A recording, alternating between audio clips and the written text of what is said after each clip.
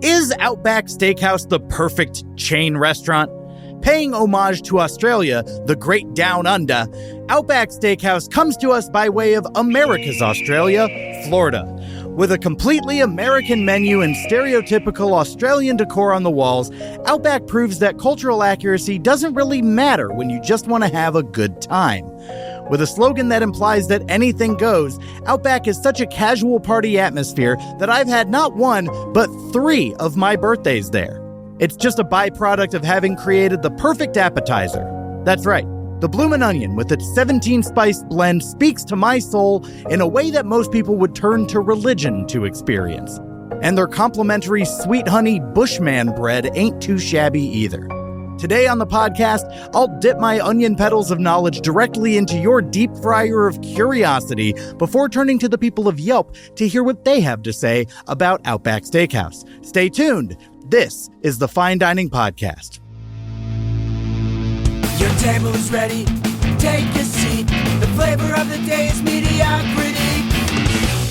Wouldn't you like to try a bite? Guarantee it'll be the perfect bite. Fine dining, better than you thought, worse than you hoped. Fine dining, we don't treat mediocre as a joke. Ranking every single place we've been, compare it to the perfect 5 out of 10. Okay, everyone, I made a mistake in one of my episodes, and I want to own up to it. For the McDonald's Monopoly episode, I announced which pieces were extra rare and which pieces were common in each set, and I messed up on 5 of them, which I am tremendously embarrassed about. So I want to apologize and let you all know, if you're still chasing Monopoly pieces at McDonald's, the rare one in the brown set is Mediterranean, not Baltic. In the red set, it's Kentucky, not Illinois. In the orange set, it's Tennessee, not New York. In the light blue set, it's Vermont, not Connecticut. And in the yellow set, it's Ventnor Avenue, not Marvin Gardens. I'm genuinely mortified. I do not want to make any claims that are false in my episodes, so I wanted to own up to it and put it in this episode. I apologize if you were listening to my episode and got excited because you thought you had the rare one. That was never my intention. But I wanted to own up to it and apologize and do better and make sure that I am double, triple checking my eat deets moving forward because my credibility is important to me. My mouth is full of saliva now after you talked about the Bloomin' Onion. Which is great for podcasting. Slobber. But it is so good. So good. It's so good. Hello. And welcome to the Fine Dining Podcast, a quest to compare all restaurants to Chili's. I am your host, Michael Ornelas, and welcome to the Bridge Season.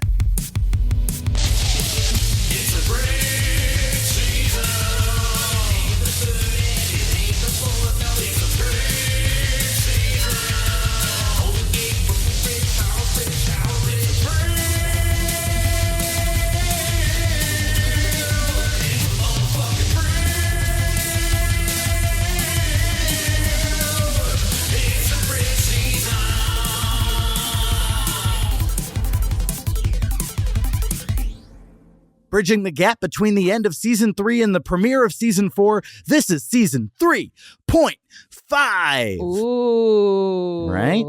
And what goes in a bridge season? Well, I'm so glad you asked. It's all about bridging gaps. The first few episodes of the podcast back in 2022 had no mention of the chain's history, so I'm here to right those wrongs. So over the next few weeks, we're going to learn about Buffalo Wild Wings, the Old Spaghetti Factory, and Island's fine burgers and drinks.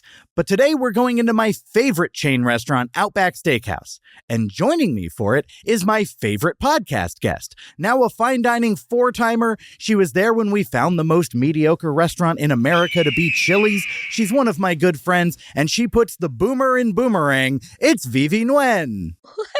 What does that mean? I don't know. I just wanted to stick something Australian in there. And I was like, I'm not a boomer. I'm aging you up 30 or years. I am, yeah. I just look really good. Asian don't raisin. Yeah, and like your mastery of technology is like boomer adjacent. Oh my gosh. I'm kidding. I don't know. I'm pretty This good. isn't real. Oh, yeah. Okay. All right. I just wanted there are only so many words inside of boomerang. So rang. yeah, that makes You no sense. rang. She puts the and rang. I came Stupid. back. Thanks for coming back. You're welcome. I appreciate it. Thanks for having me. I'm excited 4 times. Wow. 4 times. And look at the setup. Every time I'm here, the setup is different. Yeah, I guess so. I'm not on the couch anymore. This is a chair. You have a nice, designated chair. comfy chair. Yeah. I like it. VyVy, do you have a history with Outback Steakhouse?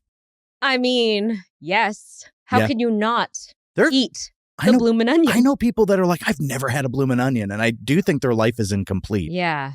But You're missing something in life. have you gone a lot?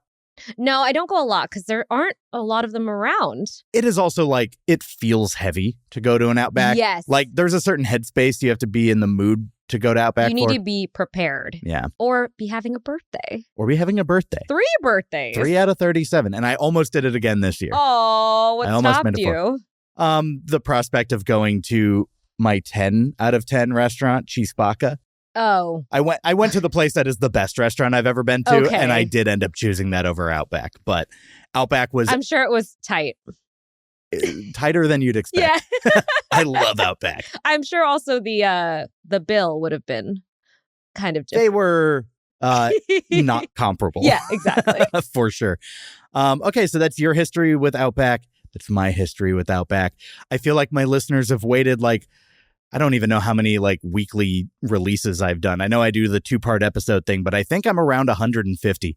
It's been 150 releases Oh my gosh. before they're getting the history of my first release. Oh, these listeners have been waiting. Spoiled. Today they are going to be. We're going to head into this week's Eat Deets.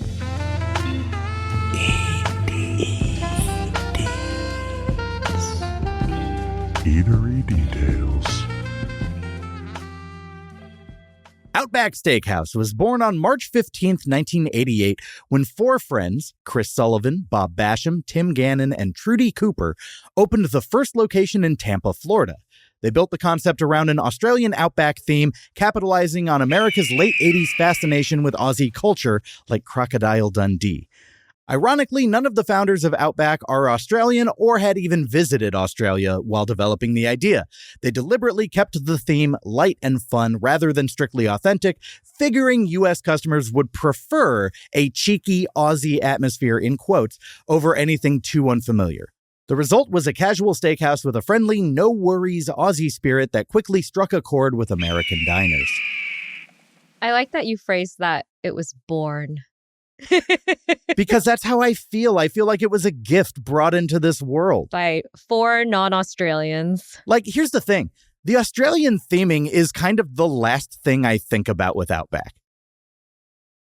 Despite the name, me going there isn't because it's Australian vibe. It's just they have food that I like. Oh, I crave the Australian vibe. Putting the boomer in boomerang. Yeah, exactly. Or like a didgeridoo on the wall, or Uluru, the big rock. I just want to feel like I'm there. The Yeah. authenticity. You get transported to a time and place. I've actually never been to Australia, so. You're going to say Outback. I was like, you told me you had. But I do find it interesting that it's it has the same level of authenticity as Crocodile Dundee. Yeah, fair. I feel like it's like when you get your caricature done, that's what this restaurant is to Australia. Yeah, everything's big and exaggerated, and you're okay with that. Yeah. And it's just I think you're being mean to me, but I'm paying you for it. So. You're seeing things I didn't want other people to see. Yeah. And that's all that's front and center. Mm-hmm. Yeah. Have we asked any Australians if they're okay with Outback Steakhouse? We have not. Moving on. Outback's most famous claim to fame is the Bloomin' Onion, a colossal deep-fried onion appetizer sliced to blossom like a flower, served with a zesty dipping sauce. Co-founder Tim Gannon developed this indulgent creation around 1988, and it was an instant hit. Today, roughly 1 in every 4 Outback appetizer orders is a Bloomin' Onion. Over the years, Outback has sold tens of millions of them. They served about 40 million Bloomin' Onions just from 2012 to 2015. Oh my God. Onion massacre. I think it was like the Mayan apocalypse wasn't correct and people were like, well, we're still here. Let's celebrate. Onions. Onions. Although I'm surprised you said 1 out of 4 appetizers. Which seems low. Yeah, I would have thought 50%. Their cheese fries are also very popular. I didn't even know they had cheese fries. On the first episode, I remember a story from a former Outback server who talked about a guy who came in and just ordered 5 orders of cheese fries, ate them there with his girlfriend, and then didn't tip. Yeah. Oh, you're a bad person. Yeah. But yeah, Bloomin' Onion. I feel like that's all they need to put on the appetizer menu. I think so too. And they'd be good. It is so much though. Yeah, but it's so good. It's so good. Oh, saliva. It is my 10 out of 10. Well, 10 even is a spectrum for me. Like, I've given multiple things. I've scored multiple appetizers at 10 out of 10. That doesn't mean they're all equal. Like, I would say the Bloomin' Onion is the best 10 out of 10 appetizer. Oh, that is high praise. Yeah. So, I think it's just the best food. I think the Bloomin' Onion is the best food ever made. Would you eat that every day? No, I would not have very many days left. I don't know what days they would be. What do you think is a better food? I can't contest it. Right? Yeah. I love it. It's perfect. Outback, thank you. Thank you, Outback. The Outback concept caught on fast. By 1991, just 3 years after the first restaurant opened, the company had 49 Outback Steakhouse locations and made its stock market debut. Throughout the 1990s and early 2000s, Outback spread across the United States and beyond. It opened restaurants in Canada, its first foray abroad in the mid-90s, and later expanded into Asia, Latin America, and even Australia itself. Oh. Right? At its peak, the chain grew to a presence in 20-plus countries, making it one of the world's largest casual steakhouse brands. It broke into Australia. I know. How's it doing in Australia? It's seen as a novelty, and it's very much an American restaurant. But, okay. Yeah, I do have a little bit more about the specifics of the Australian offerings. Okay. And like how they phrase things on the menu differently. Oh. Yeah, I'll get to it. Okay. Not every expansion was a home run. Outback tried the UK market for a while, but ended up closing all its British locations by 2011. Yet the brand still enjoys a footprint from Brazil to South Korea, and yes, a handful of restaurants down under in Australia as well. UK didn't like them. UK, have you eaten British food? Yeah. So, like, who are they to judge? It just reminds them of all the criminals they sent down there. And they're, like, kind of mad that they make better food than them. Yeah, you're like, oh, you did a better job. Yeah. Like, our flag is, like, in your flag. And even still, you outdo us in so many ways. So we're shutting down all your Outbacks. And then they're just like, what the hell? That's an American thing. Yeah. That's also bitterness against us. Yeah. How dare you? We left. We did. And ex-scorned is the UK. Outback's marketing has leaned heavily into its fun Aussie persona. The long-running slogan, "No rules, just right," delivered in a faux Aussie accent, became familiar to American audiences and underscored the chain's laid-back, have-it-your-way vibe. Burger King. Outback hasn't shied away from big promotional tie-ins. For years, Outback was the title sponsor of college football's Outback Bowl on New Year's Day, and it even popped up in reality TV lore when Survivor contestants were treated to an Outback Steakhouse feast as a reward in one season. I tracked down the clip, and the challenge was kind of brutal. It involved having to like hold yourself up between two walls with smaller and smaller footholds each round. The worst part of it, though, there was no Bloomin' Onion as part of the reward feast. Oh, no, because it's too many calories. You're going to get too much from it. Because those people are so hungry over the course of the show. Honestly, might be, but it was like, it was a team thing. So it's not like one person. It was like 5 people won the feast. They could have shared it. You could have shared it, but it was like a loaded baked potato. It was a steak, which, I don't know. I'm not going to Outback for the steak. I know steakhouse is in the name, but I go for their burgers. Yeah, definitely. So, and like their ribs are decent too. So it's like, I don't know. They wanted to put coverage on their other menu items because they're like, we're good with the Bloomin' Onion. Right. Right. Doesn't need to be on Survivor. Yeah, but like it's the thing you're known for.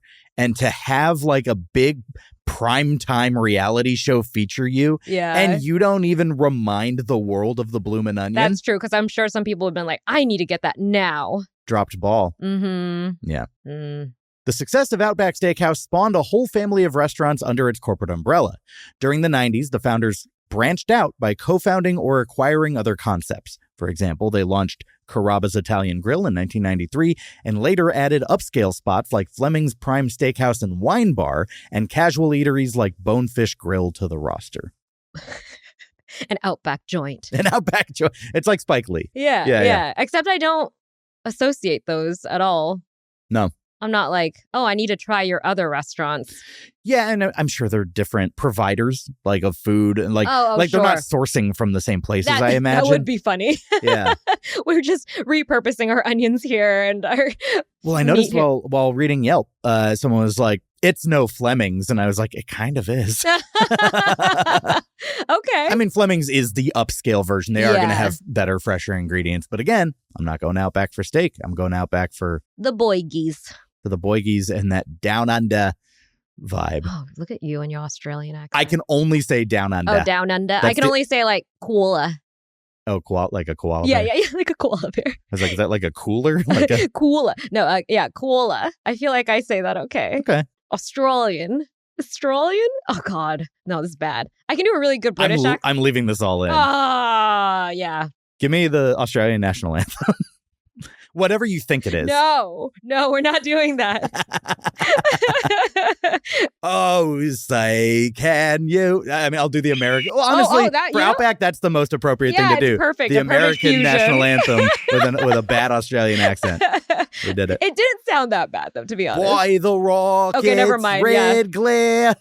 Now it's Cockney. Agree to disagree. I think I nailed that. Oh.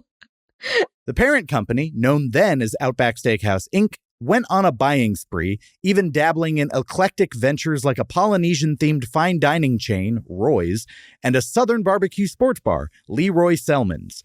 In 2006, a group including Outback's founders teamed up with Bain Capital to take the company private in a $3 billion plus buyout, cheekily naming the holding entity Kangaroo Holdings, in keeping with the Aussie theme. But a few years later, in 2012, the company returned to the stock market under a new name, Bloomin' Brands, a tribute to the Outback's famed Bloomin' Onion, and a signal that the one-store Tampa startup had grown into a multi-concept dining empire. It's a metaphor. How beautiful. Yeah. It literally bloomed from the onion. From a bud, I guess, is what it came from. A seed? Yeah. That's what grows. That's right? Onions. Seed becomes a flower, which blooms and... Keep going. Tell me more about how plants grow. And more seeds fall, and then the cycle begins anew. Photosynthesis, I don't know. You get your energy from the sun. You convert the sun into is it carbon that they need? Yeah. Dioxide, carbon dioxide. Well, that's the waste product. Yeah. Or no. Their waste product is oxygen. Our waste product, yes. Yeah. No, okay. Well, this is terrible. This is a science podcast. Don't do it. Don't put it. Don't put it in. Don't put it in. Our waste product is carbon dioxide. No, our waste product is poop. That too. Despite all the Aussie trappings, from menu items like kookaburra wings to walls decorated with boomerangs, real Australians have always known Outback Steakhouse is about as authentic to their cuisine as Crocodile Dundee is to their culture. The founders themselves have openly said the menu was Australian-inspired, but created for American tastes, with Aussie names slapped on mostly American dishes. This has led many Australians to view the chain with amusement and sometimes mild horror at the culinary liberties taken. Case in point, Aussies don't actually eat bloomin' onions, and you'd be hard-pressed to find anyone down under who says bloomin' as an adjective. That was an Outback invention. Although, like, they say brekkie. Like, let's not act like they're above weird or cutesy abbreviations or short I don't think that's their names. Argument. I think they're just saying they don't say bloomin'. Yet. Although kookaburra wings is a crazy name for an item. Apparently, they're very good, and I've never had them. Have you ever seen a kookaburra? No. They're very small, first off. Uh-huh. And I wouldn't be like, I want to eat that thing. It's just like a cute bird that sings. Yeah, I think it's just, I don't think they're actually implying that you're eating kookaburra, the animal's wings. Are you sure? Because that's what I think Now when I I hear that. Look, I'm going to be honest. I didn't know that was a bird. Really? What did you think it was? I knew it was an Australian animal. I didn't know it was a bird. Oh, tell me what you thought it was. Like a wallaby? I don't know. Wings? Yeah, I didn't know it had wings. Okay. Like, to me, it's like the equivalent of naming it like kangaroo wings, where it's like, it's just take a silly Australian Yeah. animal and like not necessarily with the food. a winged one. Okay. Yeah. Although a wallaby, Wombat wings got alliteration there, that's kind of cute. but wouldn't have wings. But Outback restaurants that operate in Australia make a point of dropping the fake Aussie slang on their menus. You won't see shrimp on the Barbie. They use the word prawns instead of shrimp, Yes. so that's what's on their menu. Interestingly, the Australian Outbacks even serve some local-style items U.S. patrons don't get, like lamb chops and a Big Bugga burger topped with beetroot, though they still serve the classic Bloomin' Onion down there, too. As they should. As they should. Australian diners generally realize the whole concept is a tongue-in-cheek caricature of their culture. Got it. Otherwise, it would be just like, it would read as like a very like nationalist restaurant. Yeah. If Like, we it's just just had like- America Burger Restaurant. We do. I feel like we do. Yeah, but not so literally. overtly. Yeah. In 2024, Outback was hit with a proposed class action accusing it of deceptive advertising. A customer claimed that menu items like wood-fire grilled steaks and grilled shrimp on the Barbie were marketed as if cooked over an outdoor grill, when in reality, they were made with standard kitchen equipment. In essence, she argued the food wasn't literally cooked on the Barbie as the menu implied. I think that's crazy. Well, people are very litigious. I know, but it's like, yeah, it is kind of false advertising. I get that. But what expectation did you have? It's not like they have like a grill smoke pit outside. That would be cool, though. It would be. But like, we know what the deal is. Let them Maybe they didn't. theme. Let them theme. They wanted more theming. They wanted Barbies. Where is the grill? Hmm. Why is it inside? That's perfect. Yeah. Wow. Something Wow. like Look at that mashup. Right? I think you're so used to Outback that you know what you're getting into, but I could see how someone would be a little upset that it's not. Can't believe you're taking their side. I'm not necessarily. I don't think they should have sued, but oh, wow, you're really upset. I was just trying to see where they're coming from. Open your mind. I guess you're an actor. It's your job to get into the mind of like even the most sinister of people, like this individual. Oh, you pointed at the camera. I was like, me? no, the person Is that who's what you like think of suing me? them I can't. and getting a class action. They're riling up a fan base. I wonder how many people they got. I don't think it It's went anywhere. dumb, Yeah. according to Michael. It is. Outback's growth wasn't limited to its own brand. It even teamed up with musician Jimmy Buffett to bring one of his island-themed visions to life. In 2002, Buffett partners with Outback's then parent company, OSI Restaurant Partners, to launch Cheeseburger in Paradise, a tropical bar and grill chain named after his famous song. Buffett lent his laid-back Margaritaville flair and licensed the song name, his image, and recipes, while OSI handled the operations. Buffett even earned a royalty on sales. The chain grew to nearly 40 locations at its height, but over time its momentum fizzled. Buffett sold his stake to Outback's company in 2005, and by 2012 the brand was sold off to another operator. Ultimately, Cheeseburger in Paradise couldn't sustain its early success. The last location closed in 2020, but it remains a noteworthy chapter where Outback's founders showed their willingness to experiment beyond steak and Bloomin' Onions. R.I.P. Yeah. I did an episode on Cheeseburger I in know Paradise, you did. but it wasn't that one. Like, it was a different lineage, and they have been sued by Jimmy Buffett for trying to expand into mainland United States. I was going to say, because when you said they closed in 2020, I was like, wait, you definitely went there after. Yeah. So there were a couple left, and then the Lahaina fire in 2021 or whatever. Yeah. Took down one of the two remaining Cheeseburger in Paradises. And so the one in Waikiki in Honolulu is the I think the last remaining one. And that's the one I did for the podcast. Okay. Yeah. And you were there for the marathon? Yeah. No big deal. No big deal. I did run a marathon. It sucked. And by the way, and I ate that meal the day after. So it was like I was so sore and like. Oh, so you didn't enjoy it? What, running a marathon? No. The burger. Cheeseburger. Well, we don't do cheese. It was fine. I was physically uncomfortable. The dining experience went how the dining experience was always going to go. Like, I'm not going to let sore calves get in the way of my taste Imagine buds. my sore calves. I shall not go today. Yeah, it was whatever. I wanted it to be better. Had Well, good we always theming. do. Okay.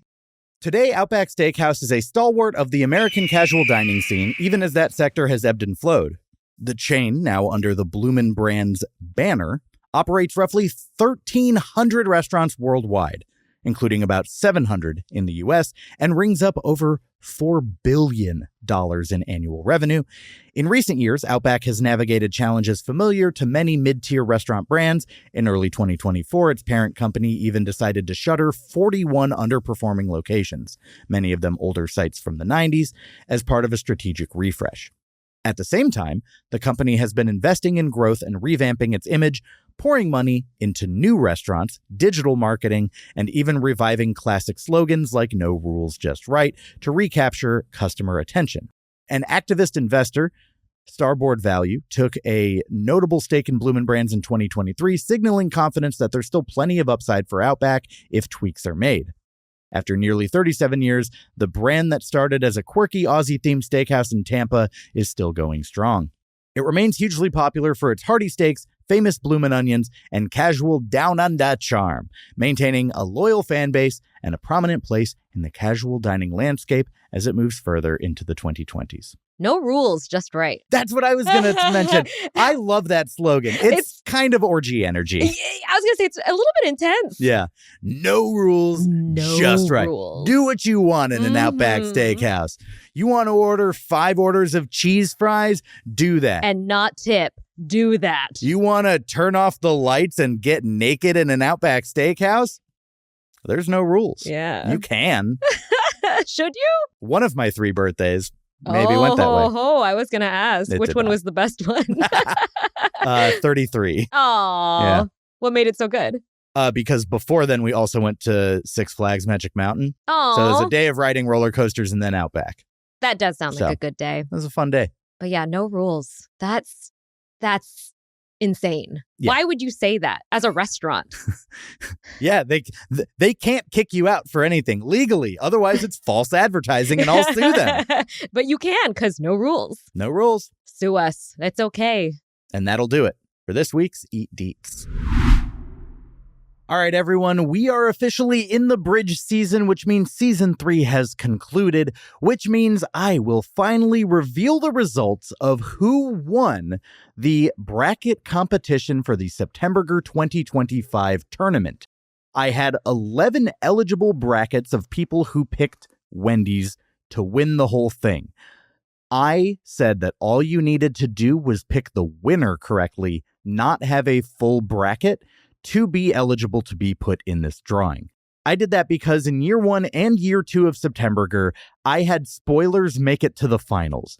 I didn't expect A&W to make it this far this year. I didn't expect Culver's to lose in the first round last year. There was just always something preventing me from having someone go all the way, going 7 for 7 on all of their picks. So I wanted to make the barrier to being a winner lowered. What ended up happening this year is, despite that, I did have one person get all 7 answers correct. So I'm going to announce 2 winners to the Septemburger tournament. One is Craig Majors, who got a fully correct bracket. Congratulations, Craig. Not a lot of people saw A&W going as far as it did, but you got Wendy's in the end against A&W. So I will be reaching out to you. I know that you put some suggestions of where you want to see me go in season 4, but I will follow up with you and confirm. But I'm going to add a second winner to that because I did say everyone who got the winner correct would be put into a drawing. So I'm putting all of your names on a wheel and I'm spinning it. And the winner is Dusty Pulliam. So Dusty, I will also be reaching out to you, and you can pick a place that I will go in season 4. And on top of that, both of you will have little rap songs written about you or a chain restaurant or food-related thing of your choice. Choose wisely, and congrats to both of you. Thanks for playing. I will see the rest of you for the final Septemburger in 2026. Okay, that's the history of Outback, but what do other people think of the Outback Steakhouse I went to in the very first episode of the podcast? We can find out imminently as we jump into this week's Yelp from Strangers. We need a little yelp, a little yelp from strangers. A 1-star, 2-star, 3-star, 4 or 5. So get a little yelp, a little yelp from strangers. A little yelp. Give us those complaints while you literally whine and die. Yelp! All right, this is Yelp from Strangers, our segment where we turn to Yelp and read out our favorite 1, 5, 2, 3, 4 2. reviews, star reviews of the very Outback that I went to in the first episode of the show. Aww. Do you mind if I start us out with the first one? I mind. Great, I'm going to do it anyways. 4-timers club, I don't have to be nice anymore. Dang. Yeah. 4-star review. This is a 4-star review from Randall C. from East Hollywood, California, January 6th, 2024. Hey guys, it's Randall. Is that what he sounds like? Love that start. Love that start. Yeah, as if the ID didn't already tell you it was Randall. He has to. He has to let you know Say that it. he's friendly. Recently, I took a trip with my good friends to this famous Burbank Outback Steakhouse. Is it And- famous? I don't think so. And believe it or not, the evening was definitely down under my standards. Ha ha. I kid, but seriously. This guy. I have never had a more flavorless Shirley Temple than that December evening. And the beverage distress didn't stop there. My pecan old fashioned was missing its pecan. Or pecan. Or I would say, well, that's up to me to pronounce it though. Where's Do you say pecan? I don't, but I was just giving it the Giving option. the option. Yeah. Okay. Yeah. Just want to see where you're at. I felt like a kangaroo without its plums. What?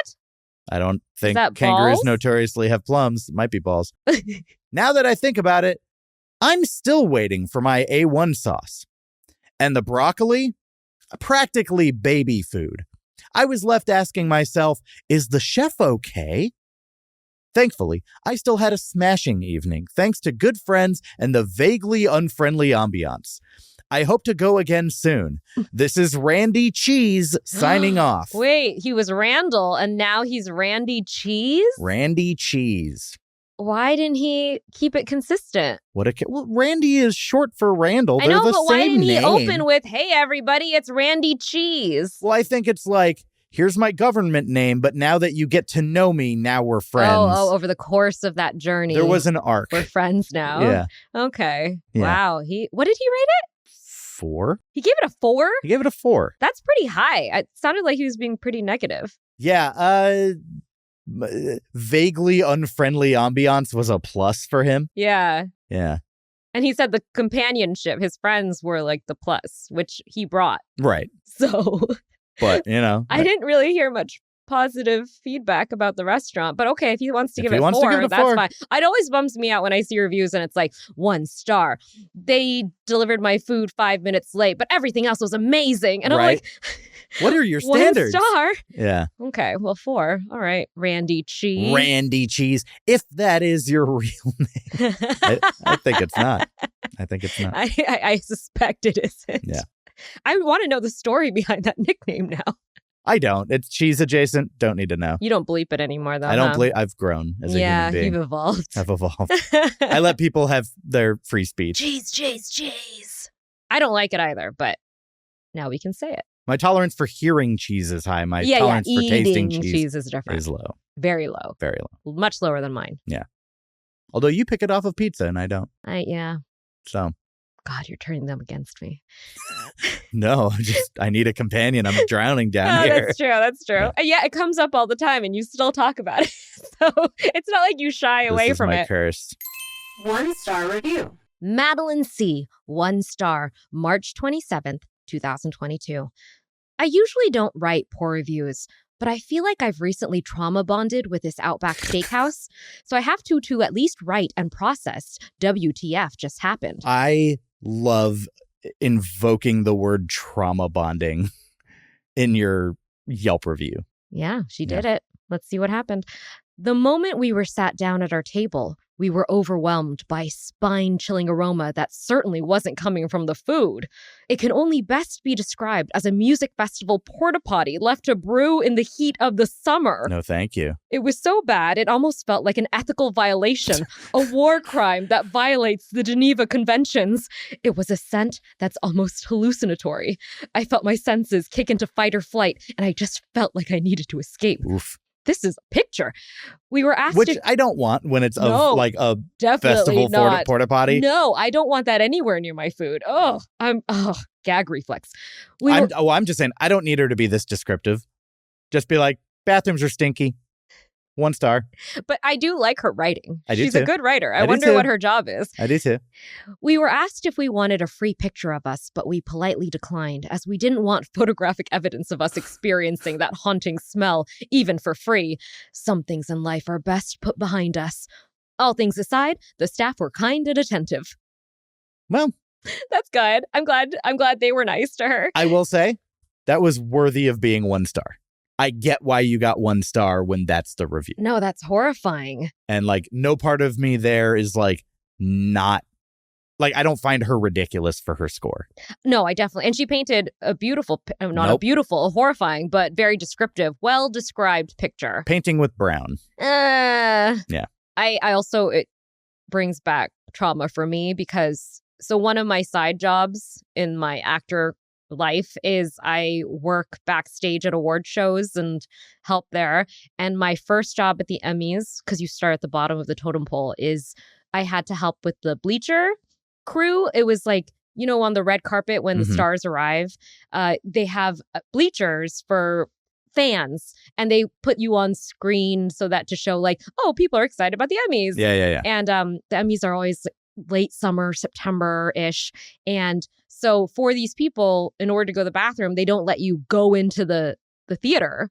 So they put a porta potty right under the bleachers and that's where they go. But it's hot, high summer.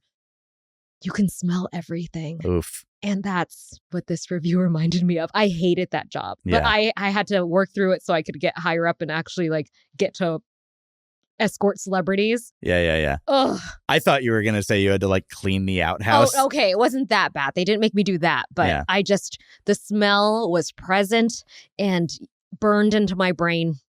Hate that. Madeline. I hate that. Madeline's brought it all back. Now you're trauma bonding with her. Yeah. I heard you like Yelp reviews. Well, you can get 3 more over at my Patreon. That's patreon.com/fine dining podcast. You can get the full Yelp from Stranger segment instead of just those 2. You can also get an exclusive full episode of the Fine Dining podcast that's only available there, nowhere else. This month, I will be doing the Popeyes Thanksgiving dinner, specifically a full turkey frozen that you can get from Popeyes and take home. They season it for you. All you have to do is cook it. I did that last year, and I'm excited to finally release the episode about it.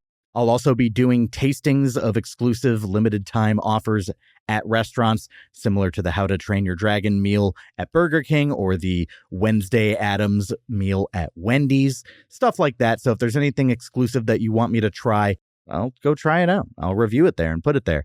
This show is supported by listeners like you. So if you've got a little bit to support, I'd always appreciate you going to Patreon and checking that out. And whether or not you do, I love and cherish you regardless. I hope you have a wonderful holiday season.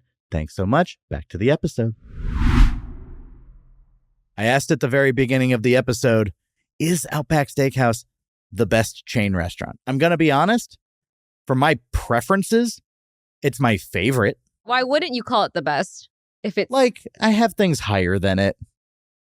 Like, but that was also, I mean, it was averaged with another person. That's true. That is true. And I don't remember what my individual score was for it, but like even still, like Gus's world famous fried chicken, I do think is maybe all around better food. But it's also a smaller chain. Like, how many locations of Gus's are there? 40, 30 something. Mm. Yeah. And then like these are crazy. Yeah, those are high end. Yeah.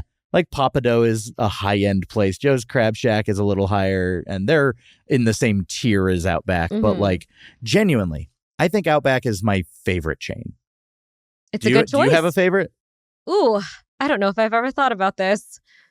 I don't go to Outback enough, I think, to call it my favorite, but I always enjoy when I'm there. Yeah.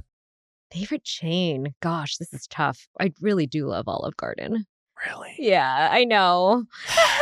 Yeah, Italian food I just struggle with chains. Like, I always find mom and pop restaurants better. Of course, it's different. I think when you're getting like American fare, even if it's dressed up as Australian, that is where chain restaurants shine. Mm-hmm.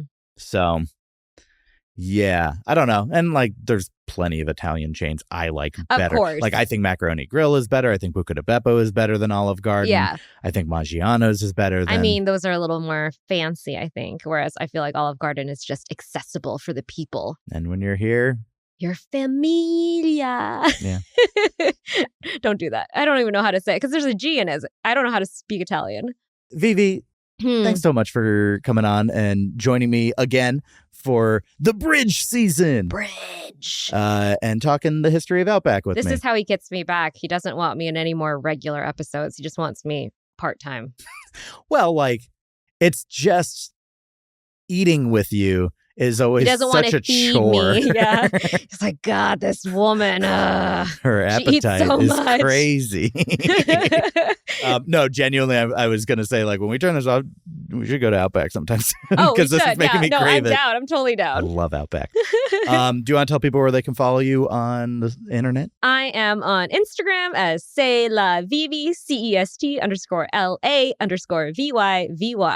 That's my handle. And you can follow me on Instagram and TikTok at Fine Dining Podcast, on Blue Sky, finediningpodcast.bsky.social. And you can talk to me on Discord. You can just come chat with me and what? React to episodes and he's a real person. Tell me that I'm dumb. Don't do that. Tell me what chain. Come to my Discord to tell me what chain you think is better than Outback Steakhouse. Genuinely, I want to know. He's probably been to it. And if not, it's probably on my list. There you go. I have a list of hopeful restaurants to cover, and it's pretty exhaustive. Oh. Like, what's crazy is just how many chains I still have. That's good. Like, I've been to over 100, and I still have so many You're going to need to make a bigger board. No, I just need to score more harshly. Oh, so you're just going to I need to fill out that bottom end. Just find a bunch of bad chains. Yeah. Oh, I mean, this year, I feel like I've gotten a lot that have filled out that bottom end, but that's true. Even still, I need more. Great. Well, I also have a Patreon. If you want exclusive episodes, extended Yelp from Strangers segments, I do a full episode every single month.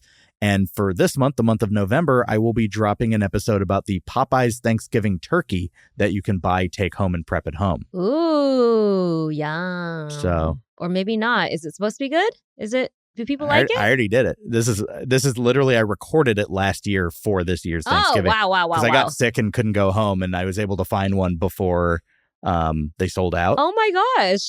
How hard was it to get? I had to call like a dozen stores. Yeah. Wow. But yeah. Anyways, that is another one in the books. We will be back next week. But VyVy said she's not coming back. So no. Next week, I am actually going to go to Buffalo Wild Wings Go and give you an actual Eat Deets episode followed by a review episode because they have a fast casual Buffalo Wild Wings spinoff, much like they do Hoots Wings, which you went to with me. Hoot hoot. And that I will have a different guest, but you'll be back after that to cover the old spaghetti factory with me. How dare you? Yeah. Actually, I said I didn't want to be back, so it's fine. It really is genuinely like, I just won't take you to the meal. I know. I feel real shortchanged right now. Yeah, no food. No food. But we'll go to Outback soon. It'll be fun. Okay. Yeah. Awesome. Thanks for joining. I will see you next week. Have a fine day. Well, there's another one in the books. We judge the service up to the cooks. And while we may have gotten a couple of dirty looks, no, the journey can never stop. Now from the bottom down to the top, we got a new MO and everything's on lock. That's 'cause chili's to the left, to the T. It's the perfect cornerstone, mediocrity. So now we got a brand new kind of test. That's the ones we gotta know, 'cause we sure ain't know it yet. Triple dipper got the ribs, the main course, perfect little in the middle. It's score now, it's got to be the lock for what we use when we put things up on the charge. Mediocrity.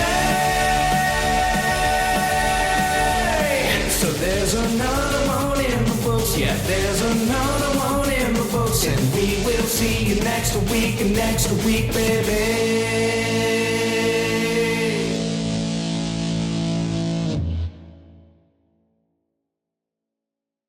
Have a fine day.